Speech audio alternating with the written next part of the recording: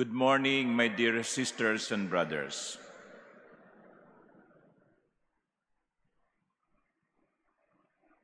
Ten were cleansed, were they not? Jesus asked, "Where are the other 9?"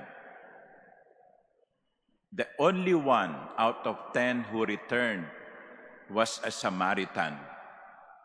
There was no mention of who the other 9 were. Were they Jews? Were they Gentiles? Only one returned, who happens to be an enemy of the Jews, a Samaritan. If they were Jews, if the other 9 were Jews, what was the reason for not returning? Did they take their healing as a kind of something they deserve? Yesterday, I reflected in the homily that at the end of the day, all we could say is we have done our part. God owes us nothing. If God has been kind to us, it's not that we deserved it. It is not because we deserve it, but God is good. Kung may tinanggap tayo sa Panginoon, hindi dahil ito'y ating karapatan, kundi dahil ang Diyos ay mabuti.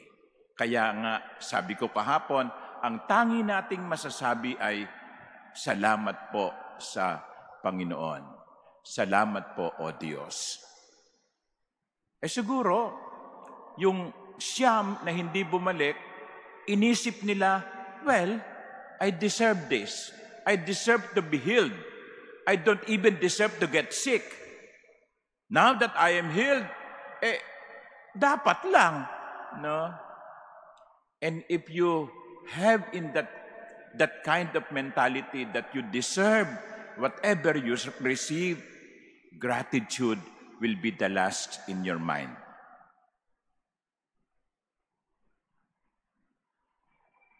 That is why Jesus is telling us in this gospel that we do not deserve anything. And that all we have to do and can do is to give thanks. To return to the Lord and say to the Lord, Lord, thank you for the blessings that I have received. Yun ang tama. Kapag nagdasal at pinagbigyan, magpasalamat. Kapag nagdasal at hiningi at dininig ang ating dasal, sabihin natin sa Panginoon, salamat po. Because I say it again, we do not deserve.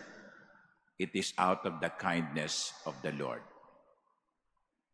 But you see, my dear brothers and sisters, what I would like to see also are people who returned even if their prayers have not been answered.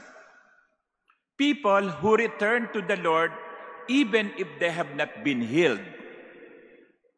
Ang dali po kasi magpasalamat kapag ibinigay ng Diyos ang ating hinihingi. Ang dali no? Kapag ang lahat na nangyayari sa buhay natin ay maayos. Salamat po, Panginoon. Praise the Lord. Nanay ko, kapag binibigyan ko ng pera, sabi niya, praise the Lord. No? Okay? Praise the Lord. Ang daling magpasalamat kapag ang lahat ay nangyayari ayon sa gusto at plano natin. Pero, paano kung yung hinihingi natin ay hindi ibinibigay? Paano kung may nangyayaring hindi maganda sa ating buhay? Paano kung isang minamahal natin ay nagkasakit ng malubha? What if the things that happen to us are things that we do not want? Unanswered prayers, illness in the family or even in ourselves, magagawa pa ba nating magpasalamat? What if the 10 did not get healed on the way to the priests? Will they also return to the Lord and say, Lord, even if I am not healed, I thank you.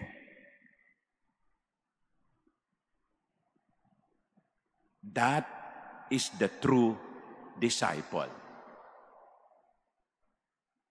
That is someone who has already been evangelized because he looks at his life, both the negative and the positive, as God's gift.